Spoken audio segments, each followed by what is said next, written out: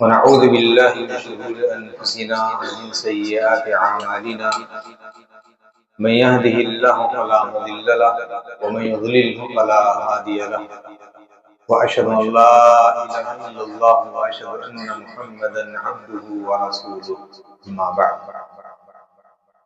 فإن خير الحديث كتاب الله وخير الهدي هدي محمد صلى الله عليه وسلم وشر الأمور محدثاتها وكل محدثة بدعة وكل بدعة ضلالة وكل ضلالة في النار. فأعوذ بالله السميع العليم من الشيطان الرجيم. بسم الله الرحمن الرحيم. يا أيها الذين آمنوا اتقوا الله حق تقاته ولا تموتن إلا وأنتم مسلمون. يا أيها الناس اتقوا ربكم الذي خلقكم من نفس واحدة وخلق منها زوجها وبث منهما رجالا كثيرا ونساء واتقوا الله الذي تساءلون به والأرحام إن الله كان عليكم رقيبا. يا أيها الذين آمنوا اتقوا الله وقولوا قولا سديدا يصلح لكم أعمالكم ويغفر لكم ذنوبكم ومن يطع الله ورسوله فقد فاز فوزا عظيما. وقال تعالى أيضا: شهر رمضان الذي أنزل فيه القرآن هدى للناس وبينات من الهدى والفرقان فمن شهد منكم الشهر فليصم ومن كان مريضا أو على سفر فعدة من أيام أخر يريد الله بكم اليسر ولا يريد بكم العسر إلى آخر الآية. وقال النبي صلى الله عليه وسلم: الدين النصيحة. قيل لمن هي يا رسول الله؟ قال لله ولكتابه ولرسوله ولأئمة المسلمين وعامتهم، أو كما قال صلی اللہ علیہ وسلم. اللہ تبارک تعالیٰ کا بے پایاں شکر و اس کا احسان ہے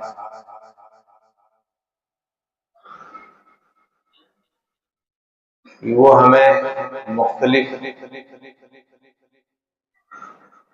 مواقع فراہم کرتا رہتا ہے جس میں ہم زیادہ سے زیادہ اجر اور ثواب کا کام کر سکیں اور زیادہ سے زیادہ خیرات اور برکات اور نیکیاں سمیٹ سکیں. یہ کائنات میں اللہ کی سنت ہے اور یہ ہمارے مفاد میں ہے.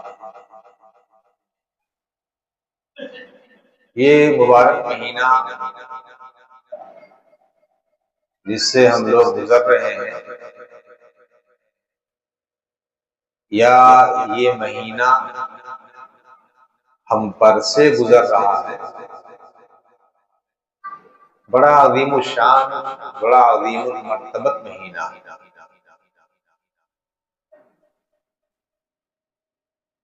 اس کی عظمت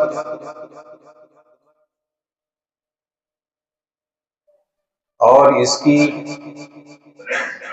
عظیم المرتبت ہونے کی سب سے بڑی دلیل یہ ہے کہ اللہ تبارک تعالیٰ نے اس مبارک مہینے میں قرآن کریم کو نازل فرمایا. قرآن کریم یہ اللہ کا کلام ہے جو نبی محترم محمد بن عبداللہ صلی اللہ علیہ وسلم کی ذات گرامی پر نہایت ہی عظیم الشان، عظیم المرتبت فرشتے کے ذریعے سے، جن کا نام نامی اسم گرامی جبریل امین ہے، اللہ نے ان کے ذریعے سے نبی محترم صلی اللہ علیہ وسلم کے قلب اطہر پر اتارا۔ اس مہینے کے لیے تعارف میں صرف اتنا ہی کہنا کافی ہے کہ اللہ تبارک و تعالیٰ نے اس مہینے میں قرآن کریم کو نازل فرمایا۔ قرآن ہم سب جانتے ہیں اور نہیں جانتے ہیں تو یہ جان لیں، اور یہ ایک عقید توحید کا مسئلہ ہے کہ قرآن یہ اللہ تبارک و تعالیٰ کا کلام ہے، اللہ کا کلام ہے۔ جب یہ اللہ کا کلام ٹھہرا تو اب اس کی کتنی عظمت ہوگی ہم اس کا اندازہ نہیں لگا سکتے۔ ہمیں اس کے لیے کس قدر اخلاص اور للہیت ہونی چاہیے، اس سے کس قدر ہمارا قلبی لگاؤ ہونا چاہیے، اس کتاب سے کس قدر ہماری انسیت ہونی چاہیے، اس کتاب کے ساتھ ہمارا کیسا معاملہ ہونا چاہیے، یہ تمام تقاضے ہیں جو آج کے اس درس میں آپ کے سامنے واضح کی جائیں گے۔ میرے بھائیو، دنیا میں اللہ تبارک و تعالیٰ نے کئی کتابیں نازل فرمائی، کئی آسمانی کتابیں، تورات، زبور، انجیل، صحف ابراہیم، صحف موسیٰ، اور یہ آخری کتاب جو نبی محترم صلی اللہ علیہ وسلم کو اللہ نے نازل فرمائی، یہ ساری کتابیں یہ آسمانی کتابیں ہیں، ہمارا ان پر ایمان ہے، اور اس طور پر بھی ہمارا ایمان ہے کہ ساری کتابیں قرآن کریم سے پہلے بیشتر جو نازل ہوئی تھیں، اس کتاب کے آنے کے بعد سب منسوخ ہو گئی، کسی بھی کتاب کے اوپر عمل نہیں کیا جائے گا، اب عمل صرف اس کتاب کے اوپر ہوگا، اور یہ ہمارا ایمان ہے۔ جتنی آسمانی کتابیں نازل ہوئی، یہ ساری کتابیں جبریل امین کے ذریعے سے ہم تک آئی۔ ان کتابوں کے لانے کے لیے جو پیغامبر خاص ہیں، یا وحی کے لیے جو پیغامبر خاص تھے، وہ حضرت جبریل امین تھے۔ جب تک ساری کتابیں آئیں جبریل امین تھے، لیکن جب قرآن لے کر کے آئے تو اللہ تبارک و تعالیٰ نے ان کے نام میں کچھ اور اضافہ کیا۔ وہ اضافہ کیا کیا؟ نزل بہ الروح الامین۔ یہ جو لفظ امین ہے، یہ قرآن سے پہلے ان کے نام کے ساتھ نہیں جڑا۔ اس قرآن کریم کے نزول کے بعد اللہ تبارک و تعالیٰ نے انہیں ایک لقب دے دیا کہ نزل بہ الروح امین علی قلبک بلسان عربی مبین۔ اللہ تبارک تعالیٰ نے سوچیں کہ اس کتاب کی وجہ سے حضرت جبریل امین کا مرتبہ اللہ تبارک تعالیٰ نے بلند کر دیا۔ جتنی آسمانی کتابیں آپ سے پہلے نازل ہوئی تھی، جن جن انبیاء کرام پر یہ نازل ہوئی، جس جگہ نازل ہوئی، جس علاقے میں نازل ہوئی، وہاں پر وہ نبی صرف اسی علاقے کے لیے مبعوث ہوا، اسی اپنی قوم کے لیے وہ مبعوث ہوا۔ لیکن قرآن کریم کو اللہ تبارک تعالیٰ نے جب آپ صلی اللہ علیہ وسلم پر نازل فرمایا تو آپ رحمت للعالمین، انسان صرف انسانوں ہی کے نہیں بلکہ انسان اور جنات کے بھی نبی آپ بنائے کر بھیجے گئے۔ تو قرآن یہ صرف کسی ایک علاقے کے لیے نہیں ہے، یا قریش کے یہاں نازل ہوا صرف قریشیوں کے لیے نہیں تھا یا مکہ والوں کے لیے نہیں تھا، بلکہ ساری انسانیت کے لیے اور سارے جنات کے لیے اللہ تبارک و تعالیٰ نے اس کتاب کو نازل فرمایا۔ یہ اس کتاب کا اللہ تبارک و تعالیٰ نے مقام اور اس کا مرتبہ رکھا۔ بات صرف یہیں تک نہیں ہے کہ اللہ کے نبی صلی اللہ علیہ وسلم کے اوپر یہ کتاب نازل کی گئی اور آپ رحمت للعالمین ہو گئے، بلکہ یہ کتاب جس امت پر نازل ہوئی اس امت کا مقام اور مرتبہ بھی اللہ تبارک و تعالیٰ نے بلند کر دیا۔ کنتم خیر امت اخرجت للناس، کہ تم ہی بہترین امت ہو۔ اللہ تبارک و تعالیٰ نے اس بہتریت کا سرٹیفکیٹ اس امت محمدیہ کو اس کتاب کی بدولت عطا کیا، اور اللہ تبارک و تعالیٰ نے اسی امت کو اس کتاب کی بنیاد پر امت وسط کا خطاب دیا۔ ذالک جعلناکم امۃ وسطا لتکونوا شہداء علی الناس، کہ تم امت وسط معنی ہوتے ہیں عدل کے، یعنی انصاف پسند قوم، انصاف پر عمل کرنے والی۔ اس کے یہاں نہ افراط ہے اور نہ اس کے یہاں تفریط ہے، وہ درمیانی راستہ دیتے ہیں۔ ہاں، درمیانی راستہ معنی یہ ہے کہ ہم کسی انسان کو الہ کا مرتبہ نہیں دیتے اور نہ ہی کسی انسان کو ہم اس کی عزت نہ کر کے اس کو ذلت و رسوائی کو اتار، جس کا جو مقام ہے ہم وہ مقام ادا کرتے ہیں۔ یہ ہے امت وسط کا معنی ہے۔ اور معاملہ صرف میرے بھائیوں یہیں تک نہیں ہے، بلکہ قیامت کے دن جب ساری انسانیت جمع ہوگی، سارے انبیاء اور رسول وہاں پر جمع ہوں گے اور نفسی نفسی کا عالم ہوگا، ایسی پوزیشن میں اور ایسی حالت میں اللہ تبارک و تعالی ساری انسانیت کے لیے وہاں پر گواہ متعین کرے گا۔ ہر نبی اپنے قوم کا گواہ ہوگا اور اس کے تعلق سے سوال کیا جائے گا، اپنی قوم کے بارے میں اس سے پوچھا جائے گا، اس کی مسئولیت ہوگی۔ اللہ تبارک و تعالی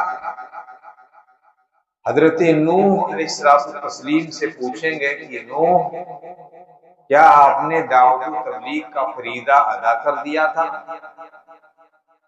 تو کہیں گے ہاں اللہ، بار الہ تو بہتر جانتا ہے، میں نے دعوت و تبلیغ کا فریضہ ادا کر دیا۔ اللہ تبارک و تعالی حضرت نوح کی قوم سے پوچھیں گے کہ کیا نوح علیہ السلام نے دعوت و تبلیغ کی تھی؟ تو قوم کہے گی کہ ما جاءنا من نذیر، ہمارے یہاں تو کوئی ڈرانے والا آیا ہی نہیں۔ قرآن کہتا ہے سورہ نوح میں انی دعوت قومی لیلا و نہارا ولم یزدہم دعائی الا فرارا وانی کلما دعوتہم لتغفر لہم جعلوا اصابعہم فی آذانہم واستغشوا ثیابہم واسروا واستکبروا استکبارا۔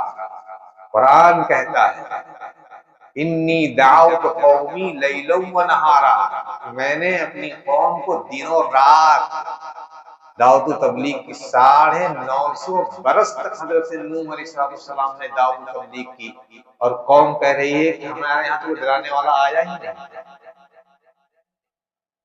اب اللہ تبارک و تعالیٰ پوچھیں گے کہ نوح، کیا آپ کے پاس کوئی گواہ ہے جو آپ کے دعوت و تبلیغ کی کوئی گواہی دے؟ جانتے ہیں کیا کہیں گے؟ محمد و امتہ، کہ میری گواہی محمد صلی اللہ علیہ وسلم اور ان کی امت دے گی۔ آپ جانتے ہیں نا دنیاوی معاملہ ہے کہ گواہی کس سے لی جاتی ہے، کس کی قبول کی جاتی ہے؟ جس آدمی نے آنکھ سے دیکھا ہو یا کان سے سنا ہو۔ اگر کسی معاملے میں کہا جائے کہ فلاں آدمی یہ ہمارے گواہ ہیں، اس کا معنی یہ ہے کہ یا تو آپ اس معاملے کو، اس ایونٹ کو، یا اس حادثے کو آپ نے اپنی آنکھوں سے دیکھا ہے، یا آپ نے کسی سے اس کے بارے میں سنا ہے، تبھی آپ کہو گے ہاں بھائی ایسا واقعہ رونما ہوا۔ بھی ہم تو نوح کہاں آدم ثانی ہے، آدم ثانی ہے وہ، اور ہماری جو امت محمدیہ جو آئی ہے کتنے سالوں کے بعد آئی ہے۔ ہم حضرت نوح علیہ السلام کی گواہی کیسے دیں گے؟ بات سمجھ میں آ رہی ہے؟ کیسے دے دیں گے؟ میرے بھائیوں، یہ اس قرآن کی بدولت، اس قرآن کریم کی بدولت، ابھی جو آیت میں نے پڑھی تھی وَكَذَلِكَ جَعَلْنَاكُمْ أُمَّةً وَسَطًا لِتَكُونُوا شُهَدَاءَ عَلَى النَّاسِ، اللہ کے نبی صلی اللہ علیہ وسلم نے حضرت عبداللہ ابن مسعود رضی اللہ تعالیٰ عنہ سے کہا کہ مجھے قرآن سناؤ، مجھے قرآن سناؤ۔ عبداللہ ابن مسعود رضی اللہ تعالیٰ عنہ جلیل صحابی رسول ہیں، کہہ رہے ہیں کہ اے اللہ کے نبی قرآن آپ پر نازل ہوا اور میں آپ کو قرآن سناؤں۔ کہنے لگے کہ میرا دل چاہتا ہے، ہاں میرا دل کہتا ہے کہ آپ مجھے قرآن سناؤ۔ حضرت عبداللہ بن مسعود رضی اللہ تعالیٰ عنہ نے قرآن پڑھنا شروع کیا، اور جب سورۃ النساء کی آیت فَكَيْفَ إِذَا جِئْنَا مِنْ كُلِّ أُمَّةٍ بِشَهِيدٍ وَجِئْنَا بِكَ عَلَىٰ هَٰؤُلَاءِ شَهِيدًا، جب اس آیت پر پہنچے تو اللہ کے نبی نے کہا حسبک، رک جاؤ، ٹھہر جاؤ۔ عبداللہ بن مسعود رضی اللہ تعالیٰ عنہ نے اللہ کے نبی صلی اللہ علیہ وسلم کی آنکھ کی طرف دیکھا تو آپ کی آنکھوں سے آنسو گر رہے تھے، آپ کی آنکھوں سے آنسو جاری تھے۔ اس آیت کی تفسیر میں، اس کی تعویل میں دو قول نقل کیے جاتے ہیں کہ بھئی یہ جو رونا تھا یہ رونا کس وجہ سے تھا، آپ کی آنکھوں میں جو آنسو نکل پڑے وہ کس بنیاد پر نکل پڑے؟ تو کہا جاتا ہے کہ یہ جو آنسو آپ کے آنکھوں سے جاری ہوئے، اللہ کے نبی صلی اللہ علیہ وسلم نے جو آپ کے اوپر جو منصب اور جو ذمہ داری عائد کی تھی اور وہ شہادت کی تھی، فَكَيْفَ إِذَا جِئْنَا مِنْ كُلِّ أُمَّةٍ بِشَهِيدٍ، ہر امت کا گواہ ہوگا، وَجِئْنَا بِكَ عَلَىٰ هَٰؤُلَاءِ شَهِيدًا، اور اللہ کے نبی میں نے آپ کو ساری امتیوں پر گواہ متعین فرمایا۔ تو ایک بہت بڑا یہ اعجاز تھا جو اللہ کے نبی صلی اللہ علیہ وسلم کو بخشا گیا۔ اس اعجاز کے پانے کی خوشی میں اللہ کے نبی صلی اللہ علیہ وسلم کے آنکھوں سے آنسو جاری ہو گئے۔ اللہ مجھ سے پہلے کتنی قومیں گزر چکی ہیں اور میں سب سے آخر میں، انا خاتم الانبیاء والرسول، میں آخری نبی اور رسول ہوں، اور میں سارے قوموں کی گواہی دوں گا۔ یہ بہت بڑا اعجاز ہے جو تم نے بخشا ہے۔ اللہ کے نبی صلی اللہ علیہ وسلم کی آنکھوں سے آنسو جاری ہو۔ ایک دوسرا جو مفہوم بیان کیا گیا ہے وہ یہ ہے کہ احساس ذمہ داری، احساس ذمہ داری کہ مجھے گواہ متعین کیا گیا ہے، یہ بہت بڑا منصب اور بہت بڑا فریضہ ہے، یہ ذمہ داری ہے۔ اور کسی کے تعلق سے، کسی کے معاملے کے حوالے سے گواہی دینا یہ بہت بڑی ذمہ داری ہے۔ اس ذمہ داری کے احساس اور اس کو اٹھانے کی وجہ سے اللہ کے نبی صلی اللہ علیہ وسلم کی آنکھوں سے آنسو جاری ہو گئے۔ میرے بھائی یہاں اب گواہی کیسے دیں گے؟ قرآن کریم کی بدولت۔ قرآن خود کہتا ہے فَكَيْفَ إِذَا جِئْنَا مِنْ كُلِّ أُمَّةٍ بِشَهِيدٍ وَجِئْنَا بِكَ، اے نبی ہم نے آپ کو سارے امتیوں پر گواہ متعین کیا۔ تو گواہ اللہ کے وسلم ساری امتیوں، ساری قوموں کی گواہی دیں گے، اور امت محمدیہ بھی، آپ بھی گواہی دیں گے۔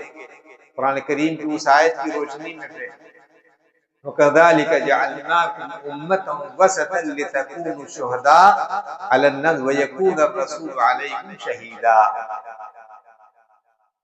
آپ امت محمدیہ کے اوپر گواہی دیں گے، محمد و امتہ، صحیح بخاری اٹھائیے اور جا کر کے دیکھیے کتاب التفسیر کے اندر کہ ہماری گواہی کون دیں گے، محمد و امتہ، یہ امت محمدیہ۔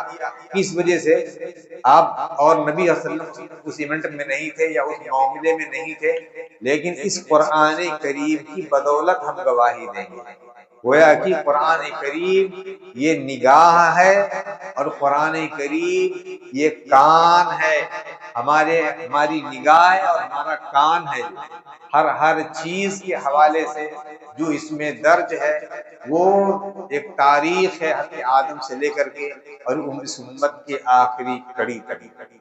یہ قرآن ہے بھائی، کہ اتنے عرصے کے بعد آنے والے قوموں کے پیچھے کے لوگوں پر یہ گواہ ہو، اور ہم بھی کہ امت محمدیہ جو آخر میں آئی یہ بھی گواہی دے گی۔ کس وجہ سے؟ اس قرآن کریم کی وجہ سے۔ معاملہ صرف یہیں تک نہیں ہے، معاملہ اس کے آگے بھی ہے۔ اللہ تبارک و تعالی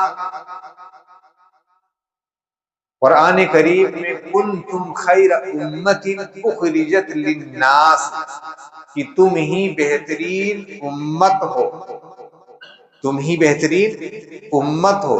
تو اس امت کو اللہ نے بہتر قرار دے دیا، اور نبی صلی اللہ علیہ وسلم کہتے ہیں کہ خیرکم من تعلم القرآن وعلمہ، کہ تم میں بہتر، ساری امت محمدیہ یہ بہتر ہے ساری دیگر امتوں میں، اور اس امت محمدیہ میں سب سے بہتر وہ لوگ ہیں جو قرآن کو سیکھے اور قرآن کریم کو سکھائے،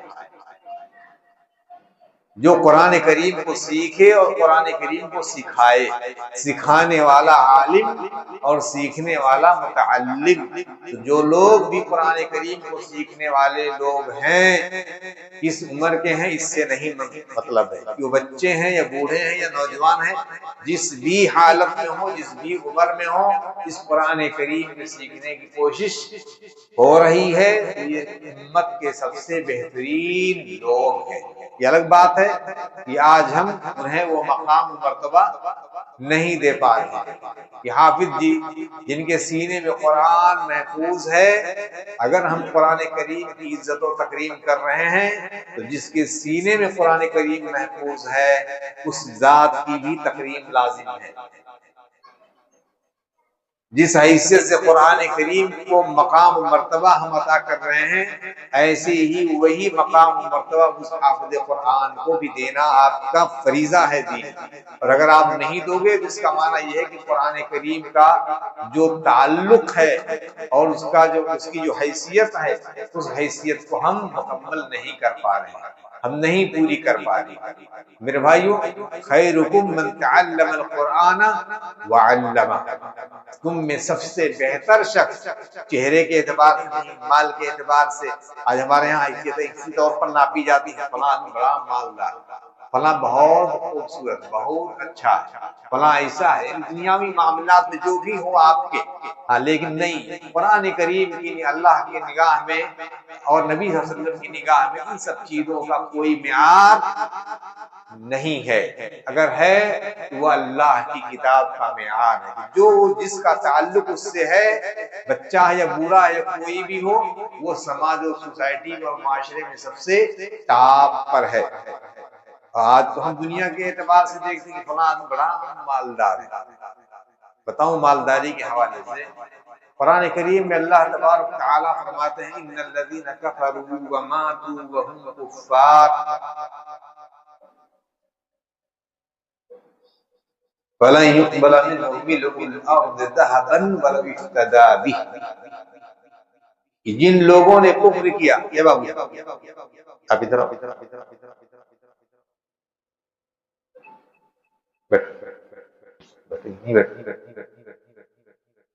ٹھیک سے بیٹھو۔ ان الذین کفروا وماتوا وهم کفار، کہ جن لوگوں نے کفر کیا اور اسی کفر کی حالت میں مر گئے، جن لوگوں نے کفر کیا اور اسی کفر کی حالت میں مر گئے، ہاں اللہ تبارک و تعالی اس روئے زمین کے برابر بھی اگر وہ سونا خرچ کریں اور اللہ کے عذاب سے بچنے کے لیے پوری دنیا بھر زمین و آسمان کے درمیان جتنی خلا ہے اتنا سونے اور جواہرات بھر کر کے دے دیں کہ اللہ تو اس عذاب سے بچا لے فلن يقبل منه۔ دنیا میں سب سے مالدار کون ہے؟ ایلن مسک۔ ہندوستان کا سب سے بڑا مالدار کون ہے؟ امبانی۔ یہ امبانی اپنی ساری زمین اور جائیداد اپنی مالیتوں کا اگر یہ سونا بنا لے اور بھر دے زمین اور آسمان کے درمیان کی جو خلا ہے اور اللہ کے عذاب سے بچنے کے لیے کہے اللہ تو مجھ کو جہنم کے عذاب سے بچا لے فلن يقبل منه، تو اللہ کے ہاں قبول نہیں۔ یہ حیثیت ہے اس دنیا کی۔ آج دنیا کے پیچھے انسان آج بھاگ رہا ہے، چوری چماری اور بےایمانی کر رہا ہے، اس کی کوئی وقت نہیں ہے۔ وما الحیات الدنیا فی الآخرۃ الا قلیل، قلیل کہا گیا، قلیل۔ اس دنیا کی حیثیت کیا ہے؟ قلیل ہے۔ جانتے ہیں قلیل؟ قلیل کے بڑے بہت سارے معنی بیان کیے گئے ہیں۔ ایک معنی دیکھیں، کچھ عربی زبان کے کلمات اس طور پر بھی جانے جاتے ہیں کہ معاشرے میں اس کو کیا کہا جاتا ہے، جیسے فاکہۃ وابا متاعا لکم ولانعامکم۔ جب حضرت عمر رضی اللہ تعالیٰ عنہ، بعض روایتوں میں ہے کہ حضرت عمر صدیق رضی اللہ تعالیٰ عنہ کے سامنے جب یہ آیت آئی تو کہنے یہ فاکہہ تو معلوم ہے لیکن یہ ابا معلوم نہیں ہے۔ سوچو، قریش کے ہیں، عربی النسل ہیں، قرشی النسل ہیں، مکی ہیں، اور قرآن اسی زبان میں نازل ہو رہا، لیکن ابا کا معنی انہیں معلوم نہیں ہے۔ پھر کہتے کیا ہیں؟ ای سماء تظلنی وَأَيُّ أَرْضٍ تَقِلُنِي إِذَا قُلْتُ فِي كَلَامِ اللَّهِ مَا لَا أَعْلَمُ۔ میں کس زمین کے اوپر رہوں گا، کس آسمان کے نیچے رہوں گا جب میں اللہ کے کلام کے بارے میں ایسی بات ہوں جس کو میں نہیں جانتا۔ آج بہت سارے لوگ ہیں قرآن کریم کی آیتوں کے ادھر ادھر کے معنی بھی بتا کر کے نکل جاتے ہیں۔ نہیں جائز ہے، نہیں جائز ہے، کسی بھی ایک آیت کا ترجمہ آپ نہیں جانتے تو نہیں کرنا آپ کو مناسب نہیں ہے۔ تو سوچیے عربی النسل ہے لیکن فاکہتوں و ابا، فاکہہ سمجھ گئے، ابا کا معنی نہیں۔ کہاں سمجھے؟ پھر یہ سمجھے کہ بعض معاشرے میں یہ لفظ ابا اس سبزیوں اور بھاجیوں کے لیے استعمال کیا جاتا ہے، تو وہ ان کو اس پہ سمجھ گیا۔ ایسے ہی قلیل کا ایک معنی بیان کیا جاتا ہے کہ قلیل اس کپڑے کو کہا جاتا ہے جو کپڑا ایام ماہواری میں عورت اپنے شرمگاہ پر رکھتی ہے۔ وَمَا الْحَيَاةُ الدُّنْيَا فِي الْآخِرَةِ إِلَّا قَلِيلٌ، یعنی اس گندے کپڑے کی حیثیت کے مقابل بھی اس دنیا کی کوئی حیثیت نہیں ہے۔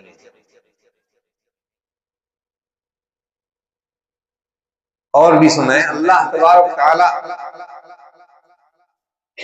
کہ پیارے نبی محمد بن عبداللہ صلی اللہ علیہ وسلم فرماتے ہیں لو كانت الدنيا تعدل عند الله جناح بعوضة ما سقى منه الكافر شربة ماء۔ اگر اس دنیا کا وزن، اس کی قیمت اللہ کے یہاں مچھر کے پر کے برابر بھی ہوتی، غور سے سنیں، اگر اس دنیا کی قیمت اللہ کی نگاہ میں مچھر کے پر کے برابر بھی ہوتی، ما سقى منه الكافر شربة ماء، تو اللہ تبارک و تعالی کافر کو ایک گھونٹ پانی بھی نہ دیتا۔ کیوں نہ دیتا؟ آپ کو اگر کوئی گالی دے دے، آپ احسان کرو گے اس کے ساتھ؟ آپ کا کوئی نقصان کر دے، آپ بھروسہ کرو گے اس پر؟ نہیں۔ یہ کافر جو اللہ کو چھوڑ کر کے غیر اللہ کی پرستش کرتا ہے، اللہ سے مانگنے کے بجائے کسی دوسرے سے مانگتا ہے، یہ پیشانی اللہ کے سامنے جھکانے کے بجائے کسی دوسرے کے آستانے پر جا کر جھکاتا ہے، تو اللہ اس سے خوش ہوگا؟ نہیں، لیکن اللہ پھر بھی دیتا ہے، اللہ اس کو پھر بھی دیتا ہے۔ کیوں دیتا ہے؟ اس لیے کہ اللہ کی نگاہ میں دنیا کی کوئی وقات نہیں ہے، مچھر کے پر کے برابر بھی نہیں، اس وجہ سے اللہ تعالیٰ فری میں دے رہا کہ جاؤ، اس لیے کہ میرے نزدیک اس کی کوئی حیثیت، کوئی اہمیت نہیں ہے۔ لو كانت الدنيا تعدل عند اللہ جناح بعوضہ، مچھر کے پر، اس کا کتنا وزن ہے اللہ کی نگاہ۔ ان سب معاملات مطلب دنیا کا یہ مقام ہے، اس میں اللہ نے فرماتے ہیں خیرکم من تعلم القرآن وعلمہ، تم میں سب سے بہتر شخص وہ ہے جو قرآن سیکھے اور سکھائے۔ اور بات آگے آئی تو آپ دیکھیے کہ معاملہ اس قرآن کے ساتھ جن جن لوگوں کا تعلق جڑتا ہے وہ ان کی حیثیتیں کیسے کیسے عظیم ہوتی چلی گئی۔ جبریل روح الامین ہو گئے، اللہ کے نبی رحمت للعالمین ہو گئے۔ جس شہر میں یہ نازل ہوا اللہ نے اس کو مکہ اور مدینہ کا نام اور پھر اسے حرم قرار دے دیا۔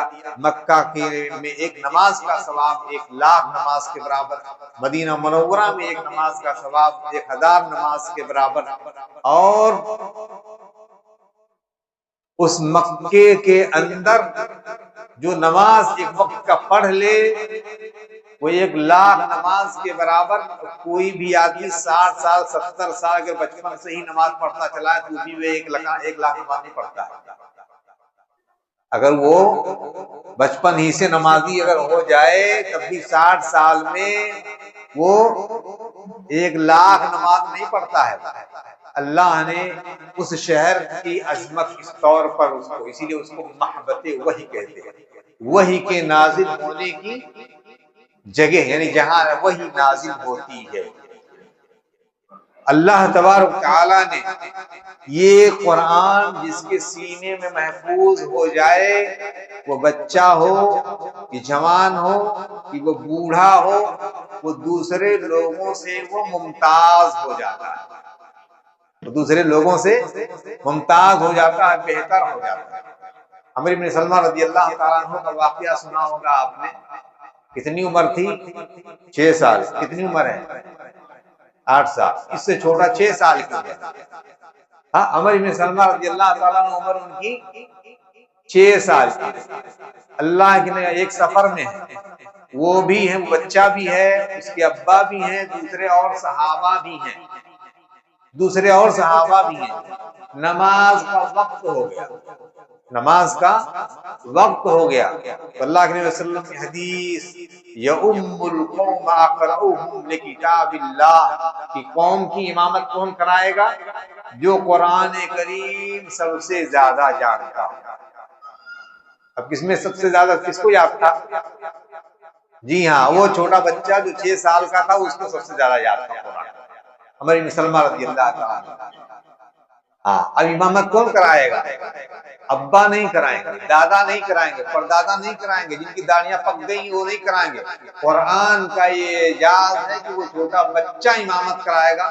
اللہ کے نبی اپنی لمبی حدیث کی روشنی میں آگے بڑھائے گا۔ تو ہم داڑیاں دیکھیں گے، داڑھی حافظ جی ہے بیچارے 6-7 سال کی عمر میں اس نے حفظ کر لیا تو کہیں گے نہیں بھی تو اس کو بال ہی نہیں آئے۔ بال معیار نہیں ہے اسلام، داڑھی معیار نہیں ہے اسلام میں، یا کرتا پجامہ اسلام میں معیار نہیں ہے، معیار قرآن ہے۔ وہ 6 سال کا بچہ اس نے اپنے ابا اور دیگر صحابہ کرام کی امامت کرائی، اور چھوٹا بچہ 6 سال کا کتنا بچہ ہے۔ جب وہ نماز پڑھا کر کے فارغ ہوا تو عورتوں نے کہا کہ غطوا استقاریکم، کہ اپنے امام کی چوتا ڈھکو، یعنی صحیح سے بیچارہ وہ کپڑا نہیں پہن پا رہا تھا۔ لیکن نہیں، امام وہی ہوگا جس کے سینے میں قرآن محفوظ ہے۔ یہ معیار ہے اسلام کا، یہ قرآن جس کے سینے میں محفوظ ہو جائے تو اس کا مقام و مرتبہ عظیم ہو جاتا ہے۔ اور معاملہ صرف یہی تک نہیں ہے، یوم یفر المرء من اخیہ وامہ وابیہ وصاحبتہ وبنیہ لکل امرئ منہم یومئذ شأن یغنیہ۔ اس دن باپ بیٹے سے، بیٹا باپ سے، بیوی شوہر سے، شوہر بیوی سے، جو بھائی بہن سے، بہن بھائی سے، ہر کوئی ایک دوسرے سے بھاگ رہا ہوگا، نفسی نفسی کا عالم ہوگا، کوئی پرسان حال نہیں ہوگا کسی کا۔ ہاں، ماں عائشہ رضی اللہ تعالیٰ عنہ، اللہ نے بیان فرمایا کہ قیامت کے دن سارے کے سارے لوگ سب مادر زاد ہوں گے۔ حضرت عائشہ نے کہا کہ اللہ کے نبی، پھر اس حالت میں لوگ ایک دوسرے کی طرف دیکھ رہے ہوں گے، یعنی ایک دوسرے کے شرمگاہوں کی طرف دیکھ رہے ہوں گے۔ کہا تم بھلی تو وہ منظر ایسا ہوگا، وہ معاملہ ایسا ہوگا کہ وہاں پر کوئی کسی کی پرواہ نہیں کرے گا۔ جس اولاد کے لیے آج آپ چوری چماری بے ایمانی کرتے ہو نا، یہ بھی کچھ کام نہیں آئے گا۔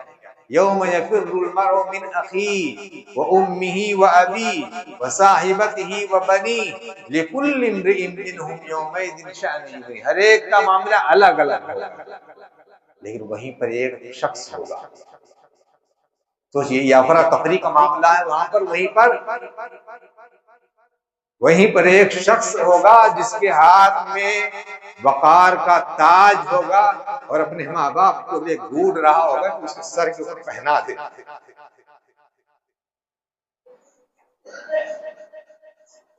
حالات اس نوعیت کے ہوں گے، لیکن اس کتاب کے حفظ کرنے والے کے ہاتھ میں تاج ہوگا، جبہ ہوگا، جو اپنے ماں باپ کو ڈھونڈ رہا ہوگا کہ ان کے سر پر یہ تاج پہنا دے۔ یہ عظمت ہے اس کتاب کی میرے بھائیو، کہ جس کا بھی اس کتاب سے تعلق جڑ جائے تو وہ عظیم ہو جاتا ہے۔ اللہ تبارک تعالیٰ نے اسی لیے اس مہینے کے جو تعارف بیان کیا ہے کہ شہر رمضان الذی انزل فیہ القرآن، انزل فیہ القرآن، اور جس رات میں اللہ تبارک تعالیٰ نے نازل فرما دیا، اس رات کا اللہ تبارک تعالیٰ نے مرتبہ بیان کر دیا، بلند کر دیا کہ خیر من الف شہر، یہ ایک رات 1000 مہینوں سے بہتر ہے۔ اس لیے میرے بھائیو، یہ رات بھی آنے والی ہے، جو آخری عشرے کے طاق راتوں میں سے کوئی ایک رات ہوگی۔ اس رات کو تلاش کرنا جو انسان کے لیے 1000 مہینوں کی عبادات سے بہتر رات ہے، اس لیے اس رات کی کوشش کرنا ہے۔ تو اللہ تبارک تعالیٰ نے اس کتاب کے حوالے سے یہ چند باتیں تھیں کہ جن چیزوں سے انسان اس کتاب کا واسطہ ہوا، وہ ساری چیزیں عظیم ہو جاتی ہیں۔ پھر اب تقاضا کیا ہے؟ اب تقاضا کیا ہے؟ ہونا کیا چاہیے؟ جی ہاں، قرآن کریم میں اللہ سورۃ الفرقان میں فرماتے ہیں یوم یعض الظالم علی یدیہ یقول یا لیتنی اتخذت مع الرسول سبیلا یا ویلتی لیتنی لم اتخذ فلانا خلیلا لقد اضلنی عن الذکر بعد اذ جاءنی وکان الشیطان للانسان خذولا وقال الرسول یا رب ان قوم اتخذوا هذا القرآن مہجورا۔ اس دن ظالم، قیامت کے دن ظالم اپنی انگلیاں چبائے گا۔ جسے کہتے ہیں کہ انسان جب افسردگی کے عالم میں ہو جاتا ہے، مایوسی کے عالم میں ہوتا ہے، اور سمجھتا ہے کہ میں تو اب برباد ہو گیا، میرے پاس بچنے کا کوئی راستہ ہی نہیں ہے، تو کیا کرتا ہے انسان اپنی ذات سے اس قدر ناراض ہو جاتا ہے کہ وہ اپنی انگلیاں چبانے لگتا ہے، انگلیاں چبانے لگتا ہے۔ کبھی کبھی انسان اس قدر غصہ ہوتا ہے کہ انسان اپنے آپ کو ہلاک کر لیتا ہے، اپنے آپ کو مار لیتا ہے۔ مکہ معظمہ میں کچھ زراعت کرانے کے لیے ایک دکان پر گیا، یونیورسٹی کے بغل میں۔ اندر ایک مصری ہے، باہر ایک سعودی کھڑا ہوا ہے، اور میں بھی اپنے کام کے لیے کھڑا تھا۔ اس نے سعودی نے کچھ کام دیا تھا اس مصری کو کرنے کے لیے، اس نے نہیں کیا تھا۔ یہ جو سعودی، اس نے مانیٹر پر ہاتھ رکھا اس کے، تو اس نے اس کا ہاتھ ہٹا دیا، اس کا ہاتھ ہٹا دیا، تو اس نے جو ہے سعودی نے اس کو ایک تماشا مارا، لیکن وہ تو ہاتھ اٹھا نہیں سکتا، وہ مار نہیں سکتا تھا، لیکن وہ اس قدر نالا ہوا اپنے آپ پر کہ پیچھے مڑ کر کے اور دیوار کو 2-3 فائٹ مارنے، فائٹنگ کے انداز میں اس دیوار کو 3-4 بار مارا،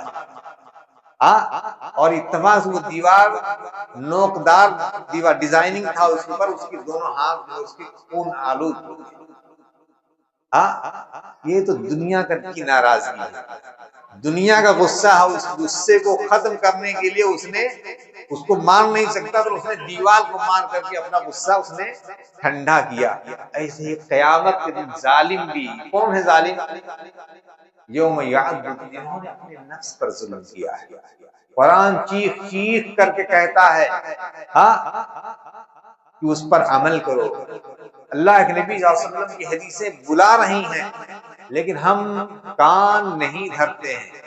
قرآن پر ظلم، حدیث پر ظلم، نبی کے فرمان پر ظلم، اور انسان اپنے نفس پر ظلم کر رہا ہے، ان سب چیزوں پر عمل نہ کر کے اس دن کیا کرے گا؟ یوم یعض الظالم، دنیا چبا یقول یا لیتنی اتخذت مع الرسول سبیلا، کاش کی رسول کا راستہ اپنایا ہوتا، پیروں ولیوں مرشدوں باباؤں ان کے چکر میں نہ پڑا ہوتا، نبی کا راستہ اپنایا ہوتا۔ یوم یعض الظالم علی یدیہ یقول یا لیتنی اتخذت مع الرسول سبیلا یا ویلتا لیتنی لم اتخذ فلانا خلیلا، کاش کی فلانے کو اپنا دوست نہ بنایا ہوتا۔ اس نے کیا کیا؟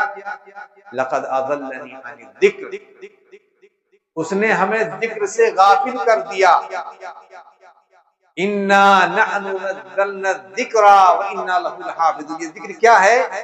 یہ قرآن کریم ہے، اس نے ہمیں ذکر سے غافل کر دیا۔ بعد اذ جاءنی وکان الشیطان للانسان خذولا وقال الرسول، مقدمہ ہونے والا ہے، جان لو، کان کھول کر کے سن لیجیے۔ وقال الرسول یا رب ان قوم اتخذوا هذا القرآن مہجورا، مقدمہ کون قائم کریں گے؟ رسول صلی اللہ علیہ وسلم، انسانیت کے خلاف رسول کا مقدمہ ہوگا اللہ تبارک تعالیٰ کی ہاں یا رب، کہ میرے مولا ان قومی، میری امت نے قرآن کریم کو چھوڑ دیا تھا، اجرم مہجورا، چھوڑ دیا، پڑھنا چھوڑ دیا تھا، تدبر کرنا چھوڑ دیا تھا، عمل کرنا چھوڑ دیا تھا، عمل کرنا چھوڑ دیا تھا۔ آج ہم میں سے ہم آج اپنے بچوں کی تعلیم و تربیت کے لیے اتنے زیادہ متحمس ہیں کہ اعلیٰ سے اعلیٰ ڈگری حاصل کر لے جائے۔ کتنے ہیں بچے لوگ بڑی بڑی ڈگریاں حاصل کرنے والے، انجینئر ہیں، ڈاکٹر ہیں، سائنٹسٹ ہیں، لیکن قرآن پڑھنا نہیں ہے۔ تف ہو ایسی ڈاکٹری پر، لعنت ہو ایسی انجینئرنگ پر، لعنت ہو ایسی سائنس پر کہ جس کو قرآن نہ آتا۔ وہ کون سا مسلمان ہوگا جو قرآن پڑھنا نہ آئے تو جان لے کہ مقدمہ قائم ہوگا وہاں رسول کی طرف سے تمہارے خلاف۔ وقال الرسول یا رب ان قوم اتخذوا هذا القرآن مہجورا، اس لیے ضروری ہے کہ یہ چھوٹے چھوٹے جو مکاتب چل رہے ہیں ان کو زندہ رکھا، یہ آپ کے بچے مقدمے سے بچا رہے ہیں آپ کو، زندہ رہیں۔ یہ قرآن کریم پر جو عمل ہے، جو تقاضا ہے کہ ہم قرآن کریم پر عمل کریں، عمل کے لیے ضروری ہے کہ ہم سب سے پہلے اس کو پڑھیں۔ پڑھنے پر اللہ نے کتنا اجر و ثواب رکھا ہوا ہے، اللہ نے پڑھنے پر کتنا اجر و ثواب رکھا ہوا ہم انسان نہیں سمجھ سکتا ہے۔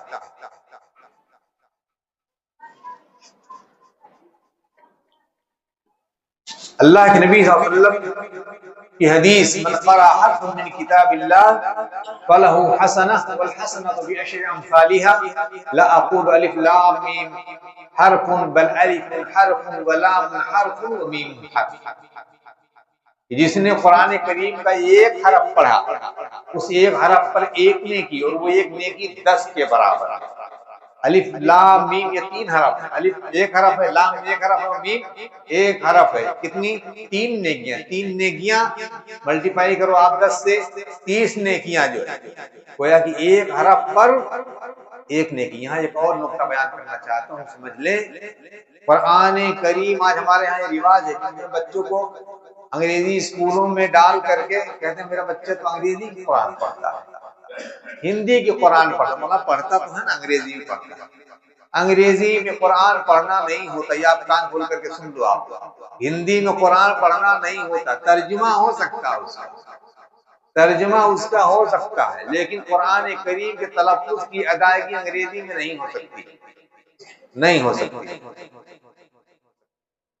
اس لیے اپنے بچوں کو عربی پڑھاؤ تب ثواب ملے گا۔ اگر میں کہوں کہ الف لام میم، انگریزی میں ذرا لکھو کتنے حرف بنیں گے؟ ہاں، الف، 4 حرف تو صرف الف کے لگیں گے، آپ 4 حرف آپ کو انگریزی میں، اگر آپ کو یہ LIF 4 حرف، ثواب آپ کو انگریزی کے حساب سے اللہ تعالیٰ دیں گے کہ عربی کے حساب سے آپ کو دیں گے؟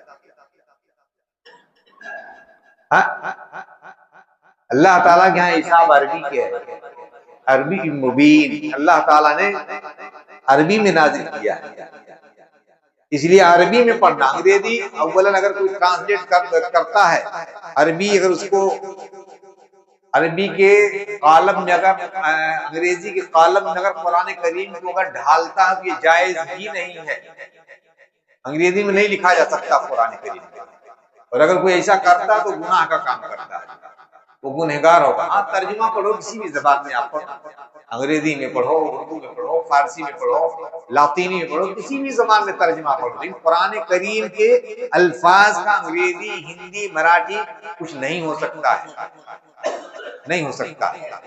اس لیے پہلا حق یہ ہے کہ آپ قرآن کریم کو پڑھو۔ دوسرا قرآن کریم کا حق یہ ہے کہ آپ اس میں تدبر کرو۔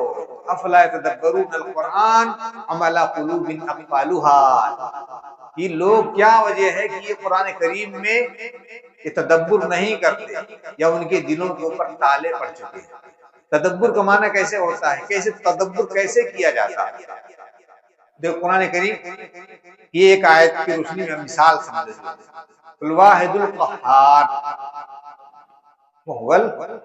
واحد القہار، یہ اللہ تبارک و تعالی اکیلا قاہر ہے، غالب ہے۔ کیا معنی؟ ابھی فرض کر لو اس دنیا میں یا اپنے جس ملک میں آپ ہو، ایک آدمی کا کسی کے اوپر غلبہ ہے، یا اس ملک کے اوپر اگر سطوت ہے تو اس کی اپنی اکیلے، چاہے یہاں کا صدر لے لو یا یہاں کا پرائم منسٹر لے لو، وہ اکیلے یہاں اس گوئنڈی شہر کے اندر ان کا غلبہ ہے، ان کی قوت ہے، کس وجہ سے؟ پولیس کا محکمہ، CBI کا محکمہ، پھر یہ محکمہ، پھر وہ محکمہ، یعنی رفتہ رفتہ تب جا کر کے جو وہ حکومت کے جو کام کاج ہے وہ ایسے انجام پاتے ہیں۔ وہاں کے اتنے ممبران، پھر یہاں کے اتنے ممبران، پھر اس کے بعد شہر کے علاقے کے جو آفیسرز ہیں، پھر مقامی طور پر، پھر علاقائی طور پر، اتنے، اس ایک شخص کو حکومت کرنے کے لیے کتنے لوگوں کی ضرورت پڑتی ہے۔ لیکن اللہ تبارک تعالی وہ الواحد القہار، وہ اکیلا غالب ہے، اس کو کسی کے تعاون کی ضرورت نہیں ہے۔ یہ ہے تدبر کرنا، یہ ہے تدبر کرنا۔ اس لیے میرے بھائیو قرآن کریم میں تدبر کرے، غور و خوض کرے۔ آج دیکھیں دنیا کہاں، آسمان سے کہاں تک پہنچ گئی، کیسے پہنچ گئی؟ اس قرآن کریم کی بدولت پہنچی ہے۔ یا معاشر الجن والانس ان استطعتم ان تنفذوا من اقطار السماوات والارض فانفذوا لا تنفذون الا بسلطان۔ اے انسان اور جناتوں کی جماعت، اگر تم چاہتے ہو کہ آسمان اور زمین کا قطر سمجھتے نا، یہ موبائل ہے، یہ اس کی لمبائی ہے، یہ اس کی چوڑائی ہے، اور یہ اس کا قطر ہے، یعنی یہ موٹائی جس کو کہا جاتا ہے، یہ قطر کہا جاتا ہے۔ اگر تم چاہتے ہو کہ آسمان اور زمین کے قطر سے باہر جانا، اس معنی یہ کہ آسمان اور زمین کے درمیان ایک پردہ ہے، آپ دیکھ پا رہے ہیں پردے کو؟ نہیں دیکھ پا رہے ہیں، پردہ ہے جو میزائل جو بھیجا جاتا ہے، اس پردے کو کراس کرنے کے لیے اتنی اسپیڈ کی ضرورت رہتی ہے، راکٹ کی طرف جا کر کے اس پردے کو کراس کر پاتا ہے۔ پردہ نظر آنے والی نہیں ہے، لیکن نہیں، اس پردے کو چیرنے کے لیے اتنی رفتار کی میزائل بنائی جاتی ہے کہ جو زمین و آسمان کے جو پردے، اس پردے کو چیر کر کے اوپر جانے کے لیے کہاں سے پتہ لگائے ان لوگوں کو؟ قرآن کریم سے۔ ان کو کیا پتا تھا کہ اوپر کیا ہے؟ اس قرآن سے یا معاشر الجن والانس ان استطعتم، اگر تم طاقت رکھتے ہو ان تنفذوا من اقطار السماوات والارض، کی زمین اور آسمان کے قدرت سے اوپر جانے کی اگر طاقت رکھتے ہو، فانفذوا، جاؤ۔ لیکن یہ جان لو لا تنفذون الا بسلطان، اللہ کی طاقت کے ساتھ جاؤ، یعنی اللہ تعالیٰ تمہیں چاہے گا تبھی جاؤ گے۔ اس کا معنی یہ ہے کہ جایا جا سکتا ہے، لیکن قدرت کس کی؟ اللہ تبارک و تعالیٰ۔ معنی اخذ کیا کہ ہاں جایا جا سکتا ہے۔ اور ہم کیا ہیں؟ نہیں، ہم کو صرف جو ہے ہتھوڑا لیے بیٹھے ہیں، ہم پیٹ رہے ہیں یہاں پر، اوپر تک جانے کی ہمارے یہاں کچھ نہیں۔ اسی لیے آج ہم کو تانا دیا جاتا ہے کہ نہیں آپ پنچر بناؤ، پکوڑے تلو، یہ کرو۔ مسلمان یہی کر سکتا ہے؟ نہیں، آپ قرآن میں اگر غور کر لیتے تو ساری چیزیں آپ کو واضح ہو جاتی۔ ایک بچے کے ماں کے پیٹ میں پیدائش کے جو مراحل ہیں، سائنس نے ابھی 100 سال ہوئے ہوں گے جانا ہوگا، قرآن کریم نے آج سے 1450 سال پہلے ہی بتا دیا تھا اس چیز کو کہ پیدائش کے یہ مراحل ہیں۔ آج سائنس اسی کے اوپر آئی، جس نے یہ تحقیق کیا کہ بچہ اتنے مراحل سے گزرتا ہے، اس نے جب قرآن کریم جب پڑھا تو اس نے کہا کہ اگر مجھے یہ پہلے معلوم ہو گیا ہوتا تو آج 88 عورتوں کا خون نہیں ہوتا۔ وہ کیسے؟ اس ماں کے رحم میں بچے کی پیدائش کے لیے ماں کے بدن کو چیر کر کے تب جا کر کے اس کا اندازہ لگایا کہ اس ہفتے میں اتنا ہوتا ہے، اس ہفتے میں اتنا ہوتا ہے۔ اس کی پیدائش کے یہ مراحل ہے۔ جب یہ سونوگرافی اور ساری چیزیں جب نہیں آئی تب اس کا طریقہ یہ تھا۔ اس کا اگر قرآن ہمیں پہلے معلوم ہمیں پڑھا ہوتا تو آج ہمیں یہ گناہ کا کام نہیں کرنا۔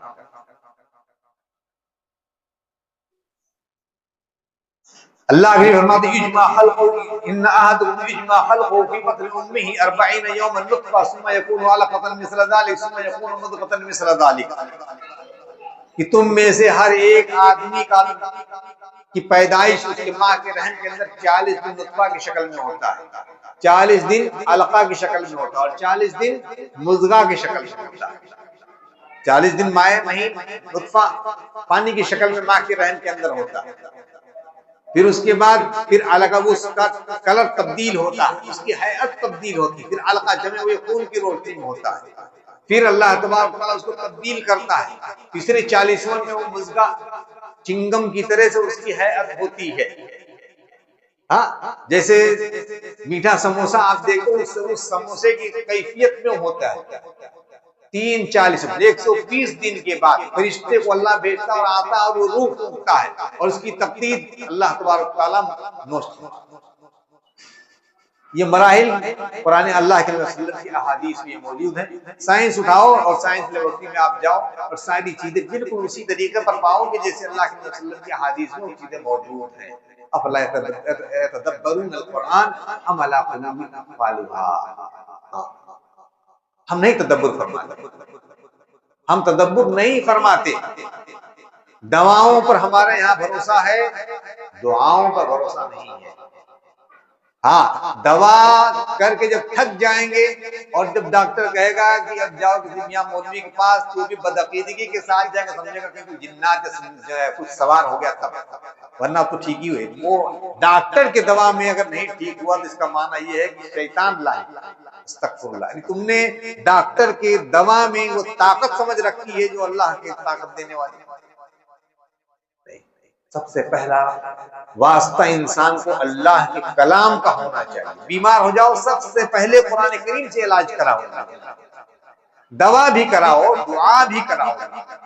لیکن ہمارے ہاں کیا، ہم الٹا چلتے ہیں، ہم سیدھا نہیں چلتے، قرآن پھر اس کے بعد دوسری چیزیں، پھر دوسری چیزیں نہیں، دوا سب سے پہلے۔ پھر ڈاکٹر نے کہہ دیا کہ ان کو کچھ دوسرا ہے تو اب ہمارے دل میں بیٹھ گیا یہ شیطان اور جنات ہمارے دل میں۔ اب اس کے بعد میاں مولوی کے پاس جائیں گے۔ میاں مولوی کے پاس جانے کی ضرورت نہیں ہے، قرآن اللہ نے سب کے لیے نہ اتارا۔ سورہ فاتحہ کس کو یاد نہیں ہے؟ لیکن نہیں، ہمارا اعتبار نہیں ہے اس پر، یہ ہم کو شفا دے گا۔ افلا یتدبرون القرآن، دوسرا معاملہ تدبر کرنے کا، تیسرا معاملہ میرے بھائی اس کے اوپر عمل کرنے کا، اور یہ آخری بات ہے، عمل کرنے کا۔ میں ہمیشہ کہا کرتا ہوں میرے بھائیوں کہ یہ قرآن یہ صرف پڑھنے کی کتاب نہیں ہے کہ رمضان میں ہم نے 3 ختم کیا، ہم نے 4 ختم کیا، ہم نے 5 ختم کیا۔ قرآن کو اس ختم کی ضرورت نہیں ہے، ضرورت آپ کو ہے کہ آپ اس قرآن کریم کو پڑھ رہے ہو تو سمجھ بھی رہے ہو کہ نہیں سمجھ رہے ہو۔ اچھا یہ بتائیے کہ پڑھنا کسے کہا جاتا ہے؟ پڑھنا اسی کو کہا جاتا ہے جس کو سمجھا جائے۔ ابھی آج مان فرض کرو اب اخبار آپ پڑھیے، آج اخبار کی پہلی ہیڈنگ یہ ہے،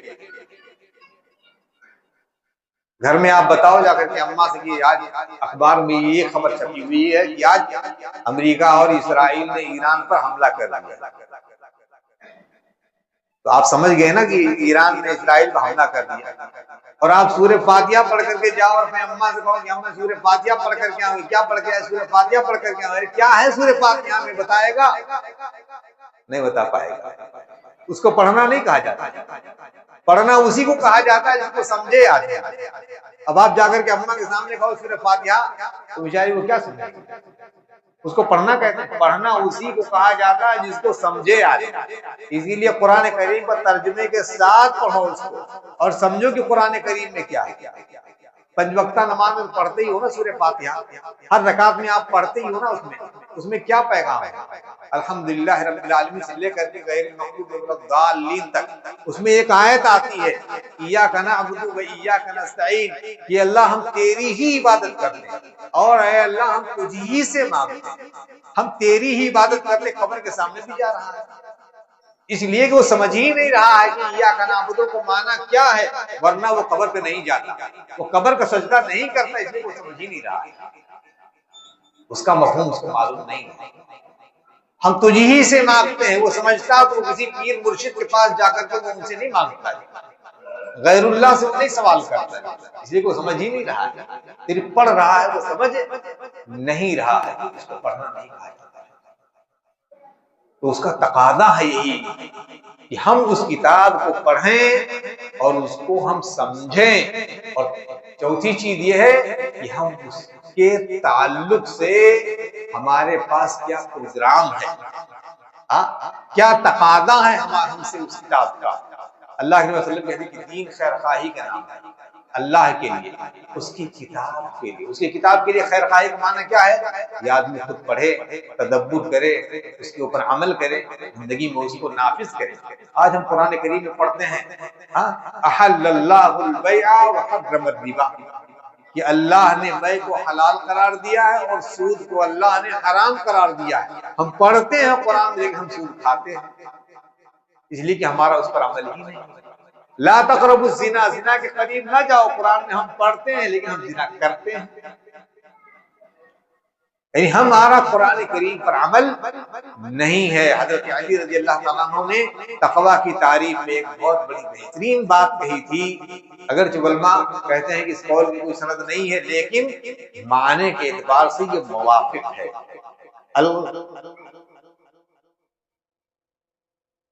خوف من الجلیل، رمضان کے حوالے سے اللہ نے کیا فرمایا ہے؟ یا ایھا الذین آمنوا کتب علیکم الصیام کما کتب علی الذین من قبلکم لعلکم تتقون، شاباش، لعلکم تتقون، تاکہ تم متقی اور پرہیزگار بن جاؤ، تاکہ تم متقی اور پرہیزگار بن جاؤ۔ یہ تقویٰ کیا ہے؟ الخوف من الجلیل، اللہ کا خوف۔ یہ اللہ کا خوف کیا ہے؟ اللہ کا خوف یہ ہے کہ ہمیشہ ہم اللہ کے اسماء و صفات کو جانتے ہیں، اللہ غفور الرحیم ہے، اللہ سمیع ہے، اللہ بصیر ہے، اللہ علیم ہے۔ اللہ بصیر ہے، بہت زیادہ دیکھنے والا ہے۔ کیا معنی؟ میں رات کی تنہائی میں کروں، بند کمرے میں کروں، رات کے اجالے میں کروں، یہاں کروں وہاں کروں، کہیں بھی کروں، اللہ جاننے والا ہے۔ اللہ سننے والا ہے. میں رات کی تنہائی مسجد کی دعا نہیں سنتا. اللہ تبارک تعالیٰ رات کی تنہائی میں جہاں بھی پکارے بندہ بستر کے کپڑے کے نیچے سر چھپا کر کے رو کر کے اللہ تبارک تعالیٰ سے گڑگڑا کر کے مانگے تب بھی اللہ تبارک تعالیٰ سننے والا ہے. وہ لطیف الخبیر باریک کی خبر رکھنے والا ہے. ہر چیز کو اللہ تبارک تعالیٰ جانتا ہے, خبردار. اس تصور کے ساتھ جب ہم روزہ رکھیں گے, اس رمضان کو گزاریں گے, پھر کیا ہوگا؟ ہم گناہ, یہ معنی تقویٰ کا معنی حاصل ہوگا, تب تقویٰ کا معنی حاصل ہوگا. دوسری بات انہوں نے یہ فرمائی العمل بالتنزیل, قرآن پر عمل کرنا. آج ہم پر یہ نہیں, ہم عمل نہیں کر پا رہے. یستخفون من الناس ولا یستخفون من اللہ, لوگ لوگوں سے چھپاتے ہیں, لوگ لوگوں سے چھپاتے ہیں, ولا یستخفون من اللہ, لیکن اللہ سے نہیں چھپاتے. یہ موبائل بیٹا لے کر گھر میں بیٹھا ہوا ہے, کچھ دیکھ رہا, جیسے ابا بیوی لے کر بیٹھے ہوئے شوہر آیا, ہر ایک جو ہے اسکرین ادھر ادھر کرنا کیا مانا بھائی؟ اس کا مطلب تم وہ چیز دیکھ رہے تھے جو چیز دیکھنا تمہارے لیے درست نہیں تھا کہ ابا نہ دیکھتی ہے. اگر تو قرآن پڑھ رہا ہوگا تو اسکرین نہیں ادھر ادھر کرتا. کیوں؟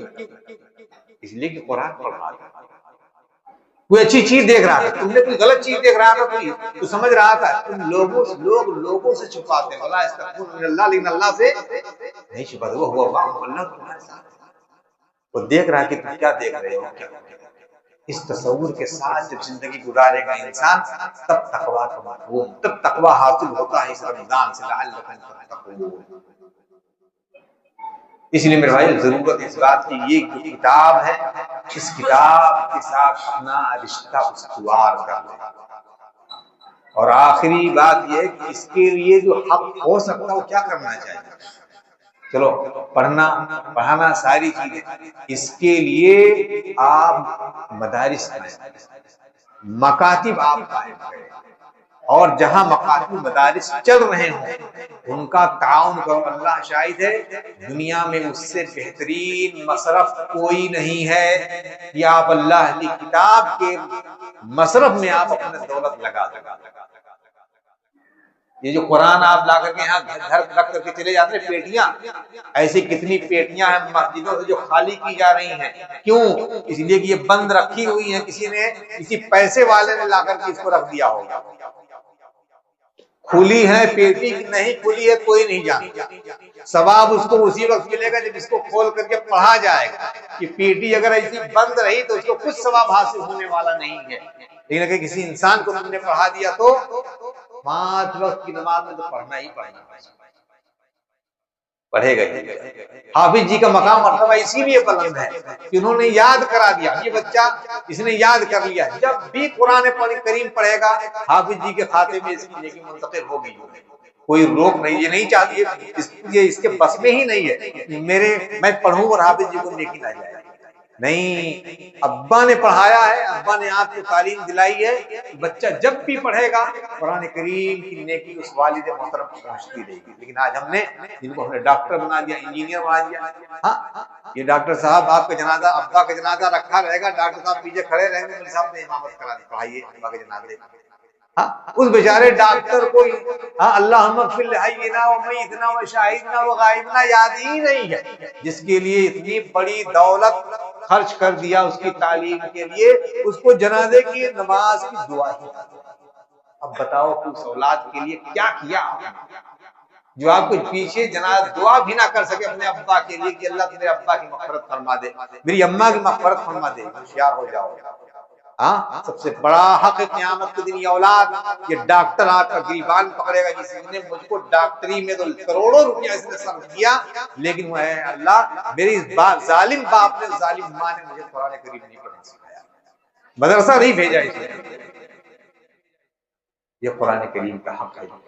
اس سے میرے بھائیوں یہ جو ساری باتیں ہمیں اپنے نفس پر اپنے آپ کو نصیحت کرتا ہوں, اور آپ تمامی حضرات کو کہ ان چیزوں کی اہمیت کو آپ سمجھیں اور قرآن کریم سے اپنا تعلق قائم رکھیں. اللہ نے آپ کو جو کچھ بھی دیا ہے, گھروں کے اندر آپ ڈبے رکھتے ہیں بچوں کے لیے ڈبے, آپ قرآن کریم کے لیے بھی ایک ڈبہ رکھ لیں. جو بھی بچے کچھ سکے رہے اس میں ڈال دیں, اس کے لیے قرآن کریم کے لیے. یہاں جو مکتب چلتا ہے اس مکتب کے لیے جو ہے اس کو دے دیں, جہاں بھی چلتا ہے وہاں آپ دے دیجیے. تعاون کیجیے, جو حفاظ کرام کا تعاون کیجیے. ہاں آج ہمارے ہاں تراویح کی نماز صرف مسجدوں میں ہوتی ہے. کتنے حفاظ ہمارے مدارس سے فارغ ہوئے بیچارے قرآن سنا نہیں پاتے, نہیں سنا پاتے تو قرآن نہیں بھول جاتے. آپ اپنے گھروں میں قائم کرو, جن کے کارخانے, اپنے کارخانے میں 10 لوگ لے کر کے نماز پڑھاؤ تاکہ یہ قرآن کی مدد ہوگی. وہ حافظ قرآن بیچارہ, اس کا قرآن کا اعادہ ہوگا, وہ سنائے گا, آپ کو بھی ثواب ملے گا, اس کو بھی ثواب ملے گا. یہ صرف مسجدوں میں تراویح نماز, تراویح کی نماز مسجد کی نماز نہیں ہے, یہ گھروں کی نماز ہے جو اللہ کے رسول نے مسجد میں ادا کی تھی, طریقہ بتا دیا تھا. اب جہاں بھی 10 لوگ جمع ہو جائیں وہاں پر, تاکہ یہ حافظ لوگ ہر ادارے سے بیچارے فارغ ہو رہے ہیں لیکن ان کو تراویح کی جگہ نہیں. کیوں؟ اس لیے کہ سننے والے ہے ہی نہیں. بس سنیں گے مسجد ہی میں, ایک سسٹم بنا ہے مسجد میں. نہیں, اللہ نے آپ کے یہاں دیا 10 ورکر, آپ کے یہاں کام کر رہے ہو تو آپ اپنے گالے میں انتظام کرو, تراویح کی نماز فرض پڑھو مسجد میں, اور تراویح کی نماز کی جماعت آپ اپنے کارخانے میں آپ قائم کرو. ہو سکتا ہے اس قرآن کی برکت سے اس کارخانے میں اللہ تبارک و تعالیٰ برکت پیدا کر دے. ہو سکتا ہے اس قرآن کے پڑھنے کی وجہ سے اور وہاں جو تلاوت ہوئی اس تلاوت کی برکت سے ہو سکتا ہے اللہ تبارک و تعالیٰ وہاں پر آپ کے اس کارخانے میں برکت پیدا کر دے اور اس حافظ قرآن کا قرآن محفوظ ہو جائے. یہ ایک مدد ہوگا قرآن کریم کے تعلق سے. اللہ تعالیٰ سے دعا ہے کہ اللہ تبارک و تعالیٰ ہمیں خیر کی توفیق عطا فرمائے, اور اس قرآن سے ہمارا جو رشتہ کمزور ہو رہا ہے اللہ تبارک و تعالیٰ رشتے کو استوار فرمائے. وآخر دعوانا الحمدللہ رب العالمین. وأقول قولي هذا وأستغفر الله ربي من كل ذنب فاستغفروه إنه هو الغفور الرحيم.